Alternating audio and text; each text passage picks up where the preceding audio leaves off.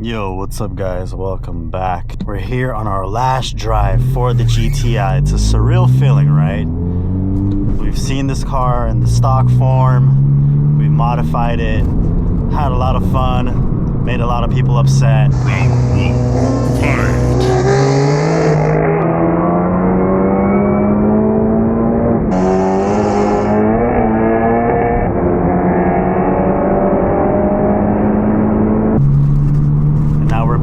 That squeaking noise on the camera, it's I have the stock wheels right behind me. This is not clickbait or anything like that. This is the last drive with the GTI modified.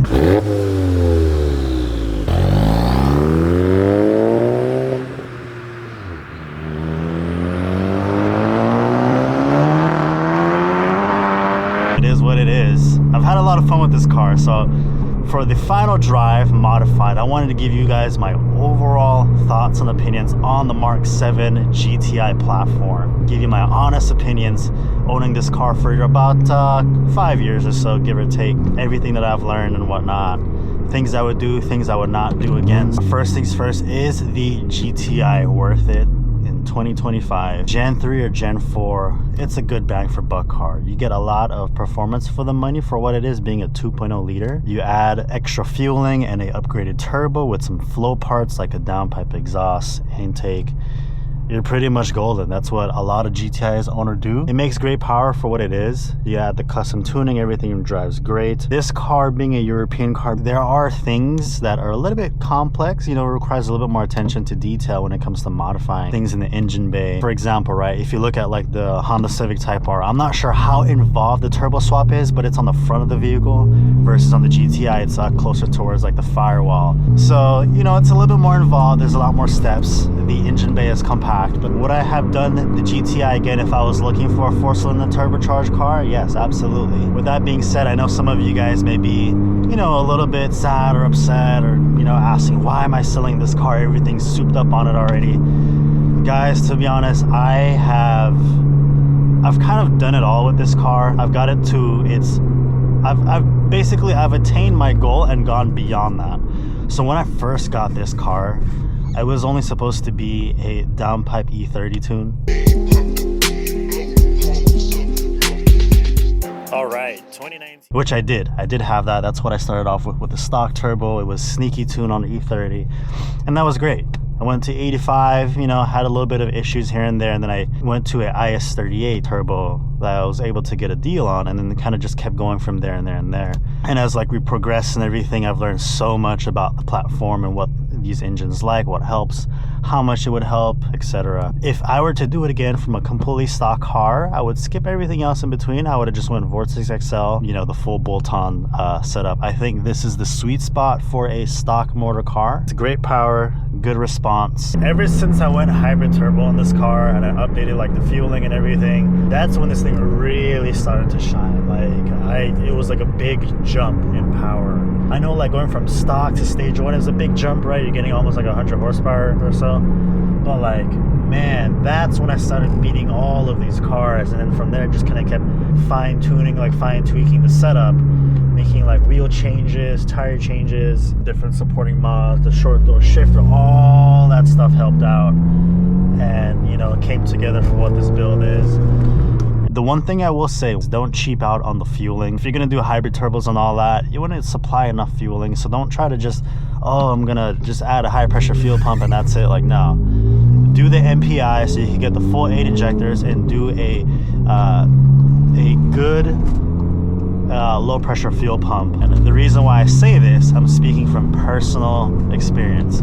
This car is running on a Walbro setup and it has an external boost controller, a secondary boost controller. While that setup works, it's great. From what I've seen over time is that these Walbro pumps, they tend to die out after some time. And that's kind of like the situation I'm in right now, where you can see the car's driving perfectly fine. But if we're running the E85 map and we're trying to like top end another car,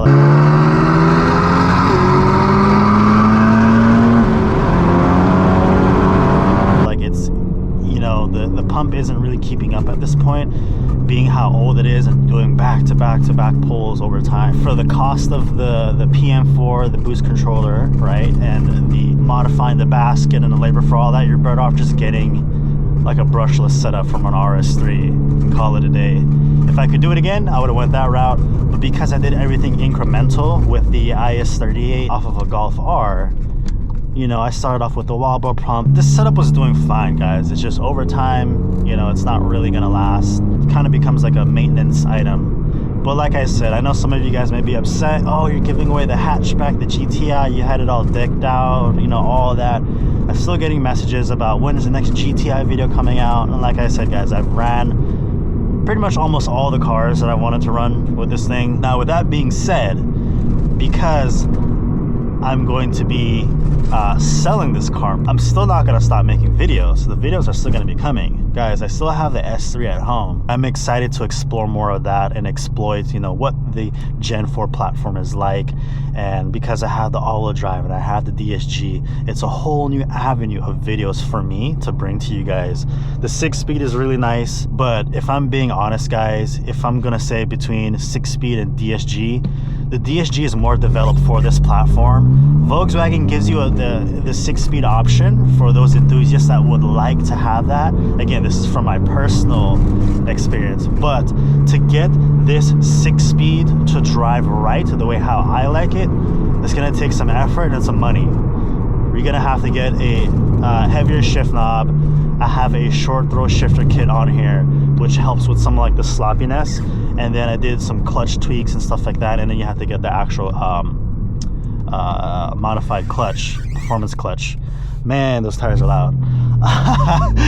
But it's gonna take some mods, right? It's gonna take some effort. Now with the DSG, sure, the gearing is different, but all you need is a TCU remap, and you've basically, you know, you've changed the shift points on the car and also like the clamping pressures and all that. So the DSG is optimized for these cars, guys. Now that I own the Audi S3, I can see why it's popular. The 6-speed will still have a good place in my head. If you're not caring about being like the fastest thing out there, you just want to have fun, you want more engagement, absolutely, the 6-speed is the way to go.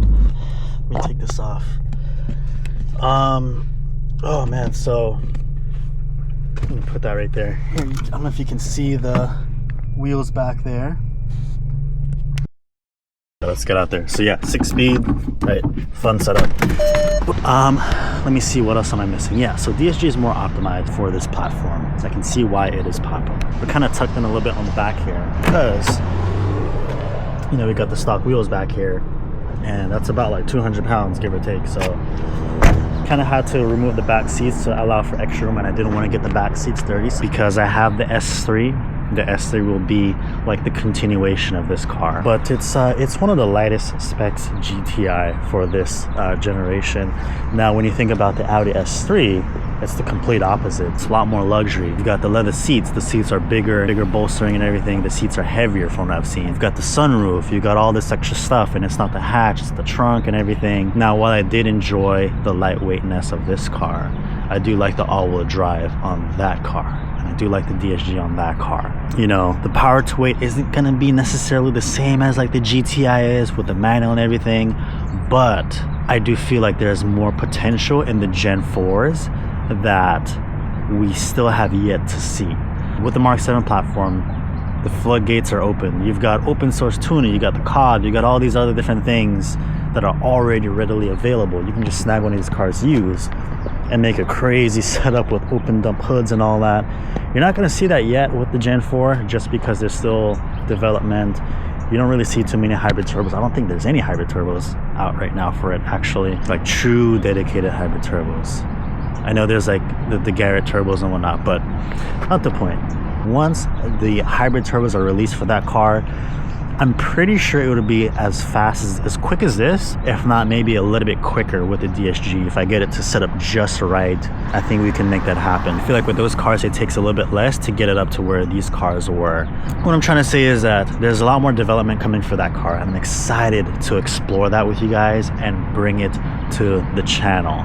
With this car, like I said, I've done everything I've wanted to. The wheels, the tire setup, the brakes, all the engine mods. Cosmetic, I was never a big fan of that. I like it to just look like an OEM plus, kind of very sleeper and subtle. Yeah, man, it's time to let this thing go. I'm open to answer any questions for you guys. Let me know if there's anything you want me to answer about this car before we put it back to stock. If you made it this far in the video, I appreciate you so much. If you enjoyed any part of it, give it a like. It helps the channel grow, guys.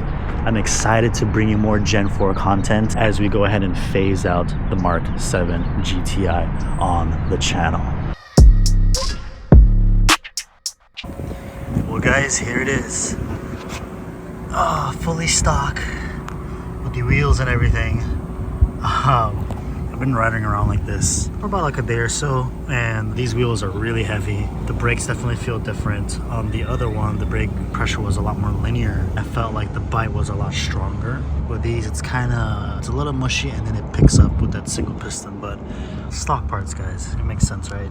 But the wheels are back on and everything. They're really heavy. Like the cobb access port is unplugged and unmarried, so throttle response, you know, I was on stage 1, stock stage 1, and that was all right with the RPS. It felt peppy, but taking that off plus the heavier wheels, it was real sluggish now. So, you know, taking me back to when I first got this thing, and then take a look at that. It's a stock airbox and everything. The car is really quiet and muffled now. Stock downpipe, turbo, all that. So there it is, guys. There you have it. End of an era. You got the stock headlights back on, everything stock.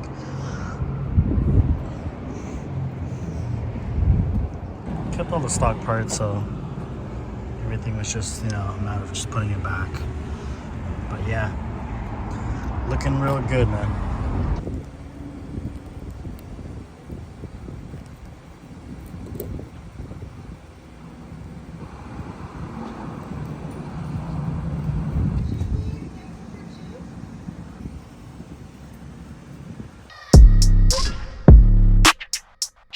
Alright guys, one last pull for the camera.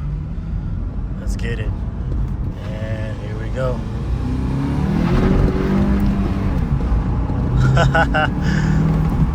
Oh man. It's got a little bit of torque, but yeah, the power band is definitely a lot more flat now compared to the cobb stage 1, so it is what it is, man. This is it. It's easy to control though, which is nice, right? But yeah, that was a quick 1, 2, 3 pull on that right there. Well, anyways, guys, RIP to the GTI. It's going off to its new home now. Now, my main goal for this platform, guys, when I got this car was to showcase what these cars can do online, but also to help out other VW owners on making the right choice with their parts and whatnot. So hopefully this channel has been able to successfully accomplish that for you guys. Hopefully you guys can say at least one video has helped you out in some way. If that's the case, then my goal has been accomplished with this car. So appreciate you guys so much. Thanks for all the positive feedback, DMs I've been getting, the shout outs, everything. I know you guys have been sharing my videos. I've been getting more subscribers throughout the days. Every time I'd refresh, get a little bit more. Now I think we're at like 20,000, 21,000 or so. It's still a small channel, guys, but I appreciate every single one of you guys for watching my videos, you know, liking it, commenting, giving me feedback. With that being said, let me know what you guys would want to see next as we transition away from the GTI over into the S3. Let me know, guys, what would you like to see next? What type of content? I have a few things in mind. I like to give variety, right? I like to give the runs, like the install videos, my feedback, sound clips, all that stuff. But let me know what you would like to see more of. I'm open to any suggestions and feedback. But yeah, man, I am super excited. We've got big things coming, guys. We're gonna transition away from this car into the next one. And with that being said, hope to catch you on the next one. Peace. We'll do a zoom in on the VW logo for this one. Sheesh. Look at that.